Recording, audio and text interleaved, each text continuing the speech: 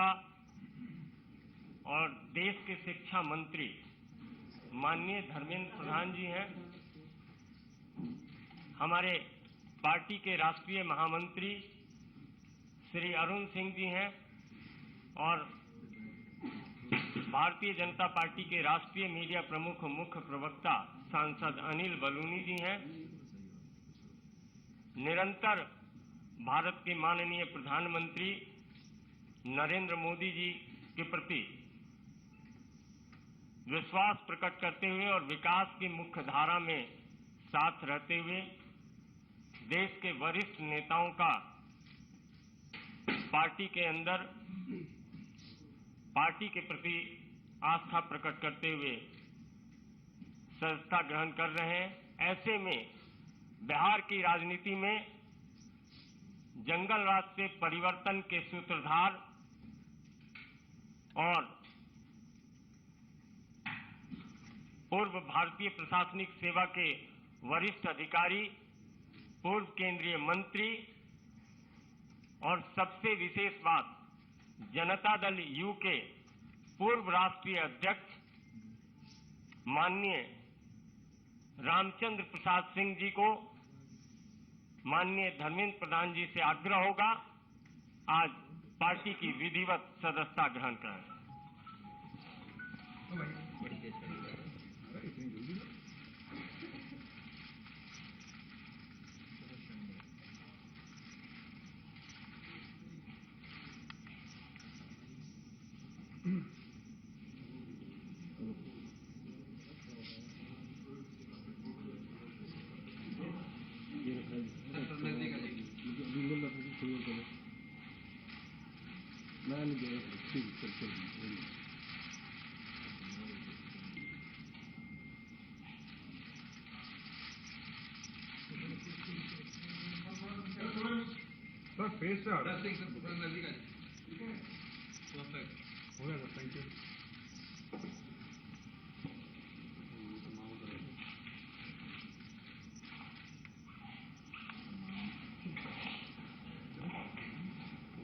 मेरा विनम्र निवेदन है माननीय धर्मेंद्र प्रधान जी से कि आप संबोधित करें। माननीय धर्मेंद्र जी। धन्यवाद संजय जी। मित्रों, मैं भारतीय जनता पार्टी में औपचारिक रूप में आदरणीय श्री आरसीपी सिंह जी को स्वागत करता हूं। आरसीपी सिंह जी आज से प्रधानमंत्री नरेंद्र मोदी जी की नेतृत्व में, आदरणीय जगत प्रकाश नड्डा जी की नेतृत्व में भारतीय जनता पार्टी की एक कार्यकर्ता के नाते काम करेंगे। मित्रों, संजोग से मेरा भी कुछ दिन बिहार से संपर्क रहा। मैं बिहार की भारतीय जनता पार्टी के कार्यकर्ता के रूप में काम किया, जिसके बारे में संजय जी ने उल्लेख किया। बिहार में एक कानून की राज स्थापित हो, बिहार में विकास हो, बिहार में महिलाओं की सुरक्षा बढ़े, नागरिकों की सुरक्षा बढ़े, नौजवानों को अवसर मिले, इस प्रकार की राजनीतिक मुद्दे पे अटल जी के मार्गदर्शन में, स्वर्गीय जॉर्ज फर्नांडिस की मार्गदर्शन में एक राजनीतिक गठबंधन हुई थी। आज की बिहार को पटरी में रखने के लिए उस गठबंधन की बड़ी भूमिका रही। कई दिनों तक हम लोगों ने उस एक्सपेरिमेंट को चलाया, लेकिन उस एक्सपेरिमेंट को अपने निहित राजनीतिक उद्देश्य से, अपने निजी राजनीतिक एम्बिशन को चरितार्थ करने के लिए बिहार की मौजूदा मुख्यमंत्री नीतीश कुमार जी बार बार उस पे पीछे से छुराघात करते रहे। तभी जब हम काम इकट्ठा करते थे, हम रामचंद्र बाबू जी से बातचीत भी करते थे। जो पहली बार भी नीतीश जी 2012 में 12 में होगा ना, पहली बार वो छोड़े 12 में, 2013 में जब छोड़े तब भी रामचंद्र बाबू उनके हाथ पकड़े थे। ये बिहार की मैंडेट नहीं था। बिहार की विकास चाहिए, बिहार के अंदर सुशासन चाहिए, लेकिन अपने राजनीतिक मर्यादा में रहते हुए उन्होंने उसको संभालने का कोशिश किया था। दोबारा उस राजनीतिक मैंडेट को पुनः प्रतिष्ठित करने के लिए उन्होंने काम किया। भारतीय जनता पार्टी की राष्ट्रीय नेतृत्व की साथ वार्ता करके फिर बिहार में कानून की राज हो, सुशासन हो, उसकी प्रयास किया।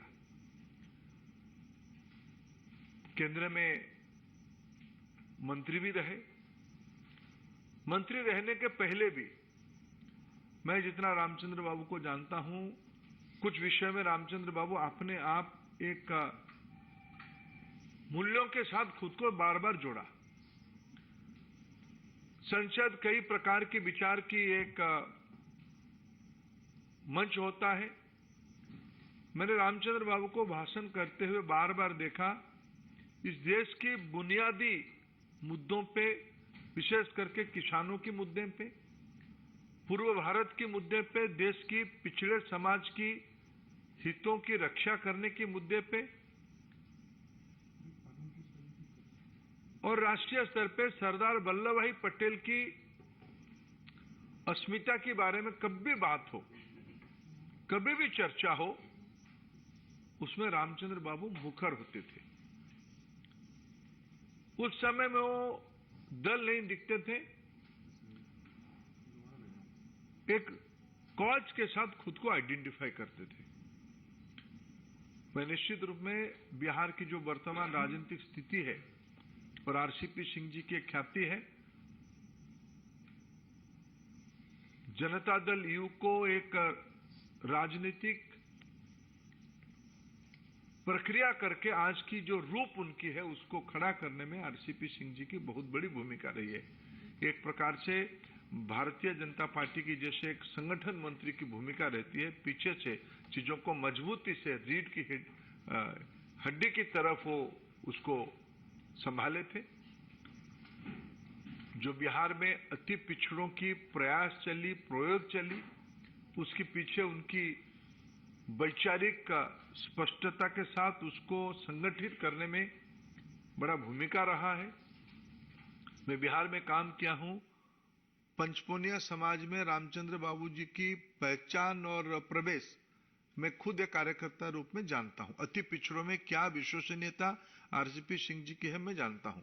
ऐसे एक नेता को आज प्रधानमंत्री जी के नेतृत्व में हमें शामिल करते हुए गौरव होता है। आरसीपी सिंह जी की बिहार में भारतीय जनता पार्टी में योगदान करना पार्टी को वहां और मजबूत करने में निश्चित रूप में मदद होगा।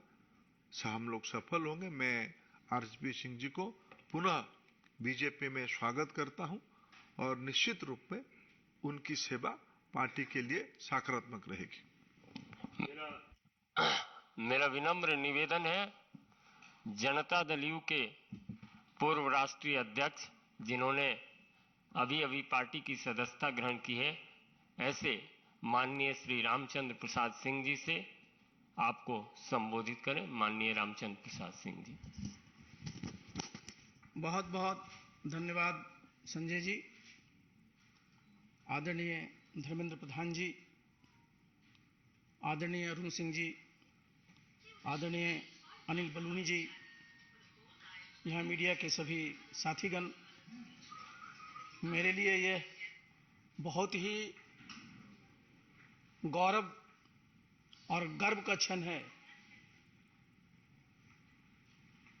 कि आज मैं भारतीय जनता पार्टी की सदस्यता ग्रहण किया हूं। इसके लिए सबसे पहले तो मैं माननीय प्रधानमंत्री जी को, पार्टी के राष्ट्रीय अध्यक्ष आदरणीय नड्डा जी को, गृह मंत्री आदरणीय अमित शाह जी को और जिनके हाथों से आज मैंने सदस्यता ग्रहण किया, आदरणीय धर्मेंद्र प्रधान जी के प्रति आभार प्रकट करता हूं कि मुझे आज यहाँ उन्होंने सदस्यता ग्रहण करवाया। और मैंने इसलिए अपना बताया कि गौरव की बात है कि आज आप देखिए विश्व की सबसे बड़ी आबादी का देश भारतवर्ष है, सबसे बड़ा लोकतंत्र भारतवर्ष है, और इस भारतवर्ष में सबसे बड़ी जो पॉलिटिकल पार्टी है, जो राजनीतिक दल है, वो भारतीय जनता दल है, भारतीय जनता पार्टी है। और इसकी सदस्यता ग्रहण करने में सचमुच अपने आप में गौरव महसूस होता है। और जितनी बात कह रहे थे अभी धर्मेंद्र जी, अभी मैं सुन रहा था, रोज मैं सुनता रहता हूं, आज भी आप सुनते रहते हैं, जो हमारे पहले नेता थे वो क्या बोलते हैं कि देश में कोई काम नहीं हो रहा है।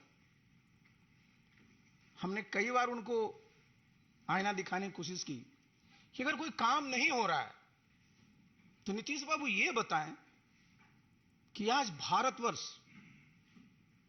दुनिया में 5वीं सबसे बड़ी अर्थव्यवस्था है, ये कैसे हुआ? ऐसे तो नहीं हुआ। आज अभी मैं आया यहां, उसके पहले मैं देखा मुंबई में उनका प्रेस कॉन्फ्रेंस चल रहा है, बड़ी बड़ी बातें कर रहे हैं। गए किस काम के लिए? जरा सोचिए कि देश कहां चला गया और बिहार आज भी कहां है। पहले क्या बात करते थे वो?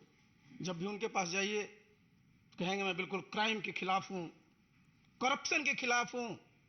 उनको सी शब्द से बड़ा प्रेम रहता है, लेकिन सी से चेयर भी होता है, तो कुर्सी के लिए ही आजकल सब काम में लगे। आप बिहार में चले जाइए साहब, बता रहे थे धर्मेंद्र जी कितनी मेहनत की गई थी जब 2005 में सरकार बनी थी एनडीए की, किस प्रकार से वहां कानून का राज स्थापित किया गया था, किस प्रकार से सब व्यवस्था की गई थी। और आज बिहार में जाइए सब तार कतार हो गया। 2005 से भी बुरी स्थिति होगी कैसे नहीं साहब? आप एक मुख्यमंत्री का नाम बता दीजिए पूरे देश में जो 3 दिन में 3 प्रदेश में है। एक दिन उड़ीसा में, दूसरे दिन झारखंड में, तीसरे दिन महाराष्ट्र में। किस काम के लिए है? बिहार की जनता ने उनको मैंडेट दिया था, बिहार को विकसित प्रदेश बनाएंगे, बिहार में जो बेरोजगारी है उसको खत्म करेंगे, बिहार के जो बेरोजगार नौजवान उनको नौकरी देंगे। और आप लगे हुए कहां है? कहते हैं साहब मैं तो सबकी एकजुटता कर रहा हूं, विपक्षी एकता कर रहा हूं। नीतीश बाबू, आप बार बार इतिहास की बात करते हैं, इतिहास भूलिए मत। हमेशा जब भी ये लोकसभा का चुनाव आता है, 2019 को याद कर लीजिए, उस समय भी साहब विपक्षी एकता की बात चली थी। 2019 में आप देखिए यूनाइटेड इंडिया करके रैली कितनी बड़ी बड़ी हुई थी, लेकिन आप क्या एकता करिएगा? आपका नेता कौन है? बिना नेता को एकता होता है क्या? नेतृत्व कौन करता है?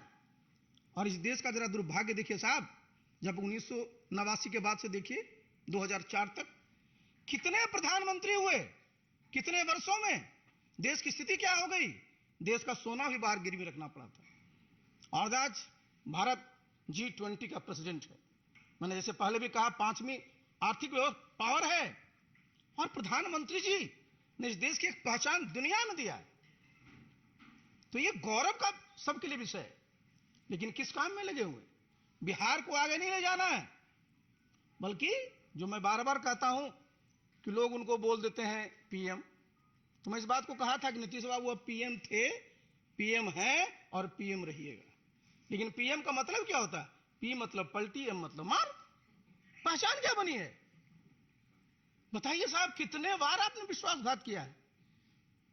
तो ऐसे साहब समाज का और देश का कल्याण नहीं होता है। तो मैंने इन सब चीजों के मद्देनजर मैंने तय किया कि मैं उस पार्टी का मैं राष्ट्रीय अध्यक्ष भी था। बिहार में उस पार्टी को मैंने गांव गांव तक पहुंचाया, जितने बूथ है वहां तक पहुंचाया। आज क्या स्थिति है? सब जितने कार्यकर्ता हैं सब हमसे पूछते हैं सर कुछ निर्णय लीजिए। आज निर्णय हुआ है, आप देखिएगा बिहार में नीतीश बाबू का कुछ नहीं बचेगा जी। अपने रहेंगे, उनके राष्ट्रीय अध्यक्ष रहेंगे, और जिसको मैं भुंजा पार्टी कहता हूं वो रहेंगे। बाकी सारा का सारा बिहार चाहता है कि केंद्र में जिस प्रकार से आदरणीय नरेंद्र मोदी जी देश के गरीब लोगों के लिए काम कर रहे हैं, उसी प्रकार से बिहार में भी काम हो। अब वो बताते हैं कि साहब गरीबों को कोई काम नहीं होता। भाई प्रधानमंत्री किसान सम्मान निधि योजना में तो गांव में रहता हूं, इस्तीफा देने के बाद अपने गांव में रहता हूं। किसी समाज का हो, किसी धर्म का मानने वाला हो, सबके खाते में 6,000 रुपया जा रहा है कि नहीं जा रहा? सबको महीने में प्रति व्यक्ति 5 किलो अनाज मिल रहा है कि नहीं मिल रहा है?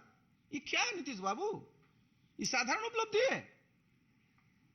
तो इसलिए साथियों, इन सब चीजों को देखते हुए मैंने सोचा कि जब आप फिर से वहीं पहुंच गए हैं, फिर से इनका क्या था, नीतीश बाबू का पूरा वजूद क्या था? इन्होंने संघर्ष इसके खिलाफ किया था, आरजेडी के खिलाफ, और आज उन्हीं गोद में बैठे हुए हैं और कह रहे हैं आजीवन वहीं रहना है। तो मेरे ऐसा व्यक्ति के पास आस्था क्या था? मैंने 6 अगस्त को इस्तीफा दिया था और आज 11 मई को मैंने भारतीय जनता पार्टी की सदस्यता ग्रहण की है। बस भगवान से मैं यही प्रार्थना करूंगा, मुझे ताकत दें और मैं पूरी अपने सामर्थ्य के साथ इस दल की, इस देश की और प्रदेश की सेवा कर सकूं। बहुत बहुत धन्यवाद।